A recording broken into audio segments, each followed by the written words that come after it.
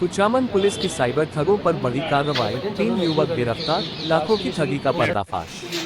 Kuchaman city में संगठित cyber अपराध सिंडिकेट के खिलाफ पुलिस ने बड़ी कार्रवाई करते हुए 3 युवकों को गिरफ्तार किया है, जो कि साइबर ठगों के लिए काम करते हुए आमजन से साइबर फ्रॉड की वारदातों को अंजाम दे रहे थे। जिला पुलिस अधीक्षक ऋचा तोमर के निर्देशन, अतिरिक्त पुलिस अधीक्षक नैमीचंद खारिया और वृत्ताधिकारी अरविंद बिश्नोई के सुपरविजन तथा थानाधिकारी सतपाल सिंह के नेतृत्व में गठित टीम ने इस सफलता को अंजाम दिया। कुचामन थाने में प्रेस कॉन्फ्रेंस को संबोधित करते हुए एसपी ऋचा तोमर ने बताया कि गश्त के दौरान हेड कांस्टेबल रामदेव पुरी को सूचना मिली कि बुरसू चौराहे के समीप श्री बालाजी होटल के पास कुछ युवक ऑनलाइन ठगी का काम कर रहे हैं। पुलिस टीम ने मौके पर पहुंचकर संदिग्ध अवस्था में बैठे 3 युवकों को घेराबंदी कर दबोचा, जो पुलिस को देखते ही मोबाइल छिपाने का प्रयास कर रहे थे।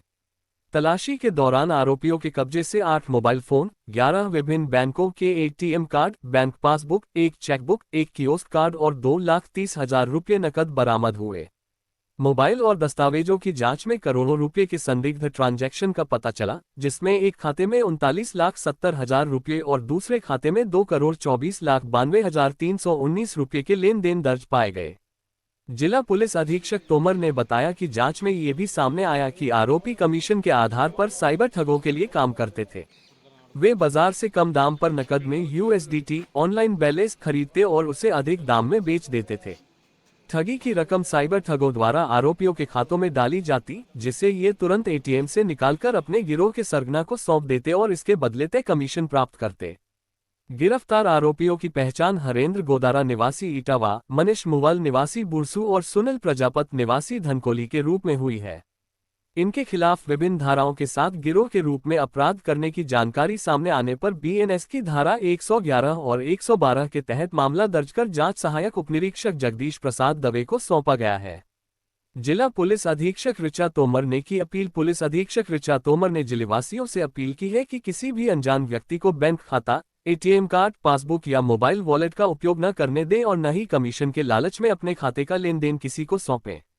उन्होंने कहा कि ऐसे कार्य कानूनन अपराध हैं और इसमें शामिल पाए जाने पर कड़ी कानूनी कार्रवाई की जाएगी। साथ ही नागरिकों से आग्रह किया कि यदि किसी संदिग्ध लेन देन, साइबर ठगी या ऑनलाइन धोखाधड़ी की जानकारी मिले तो तुरंत नजदीकी पुलिस थाने को सूचित करें या जिला साइबर हेल्पलाइन 9530413387 पर संपर्क करें। सतर्क रहना ही सुरक्षा है, इसलिए साइबर अपराधियों से बचें और दूसरों को भी जागरूक करें। पिछले काफ़ी दिनों से एक शिकायत लगातार आ रही थी कि क्षेत्र में साइबर अपराध और ख़ासतौर से जो क्रिप्टो करेंसी में ट्रेड कर रहे हैं, इन लोगों के आपस में गठजोड़ हो गया है और आपस में मिलके ये लोग साइबर ठगी की वारदातें कर रहे हैं। इसको लेके कुचामन पुलिस काफ़ी सतर्क रही और यहाँ के जितने ढाबे हैं, रेस्टोरेंट हैं, उन पर भी हम लोग लगातार चेकिंग करते रहे। सादा वस्त्रों में भी हमारी चेकिंग लगातार चलती रही, जिससे कि ऐसी संदिग्धों की मूवमेंट पर निगरानी रखी जा सके। कल शाम को इसी एक सूचना मिलने पर जब कुचामन थाने की पुलिस वहाँ पर पहुँची तो वहाँ से 3 लड़कों को डिटेन किया गया।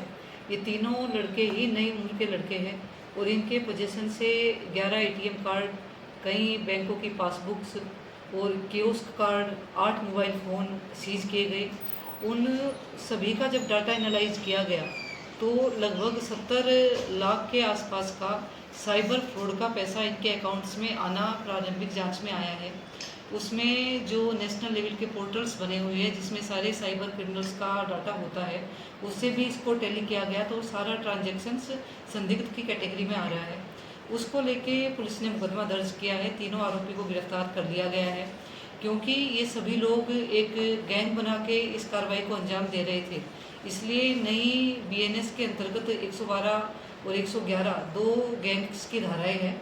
इस साइबर अपराध में हम लोगों ने इसमें 111 बीएनएस को भी जोड़ा है, जिससे कि इस संगठित ये जितने थोड़े भोले भाले लोग या जिनको जानकारी की कमी या कहीं ना कहीं लालच में आकर इनके उस चक्कर में आ जाते थे कि आपके पैसे का रोटेशन हो जाएगा, आप इसमें पैसा लगाओगे तो आपको पैसा बढ़ा के मिलेंगे, तो लोगों से ये क्रिप्टो करेंसी को खरीदते थे और उस करेंसी को आगे बेच के साइबर ठगी से जो पैसा साइबर ठगों के पास में आता है उस पैसों को उन्हीं लोगों के अकाउंट्स में लेकर उनसे तुरंत ही पैसा निकाल लेते थे। तो साइबर ठगी के पैसे का पूरा रोटेशन करना, उसको वाइट करेंसी बनाने के उसमें ये पूरे के पूरे ये गैंग लगा हुआ है।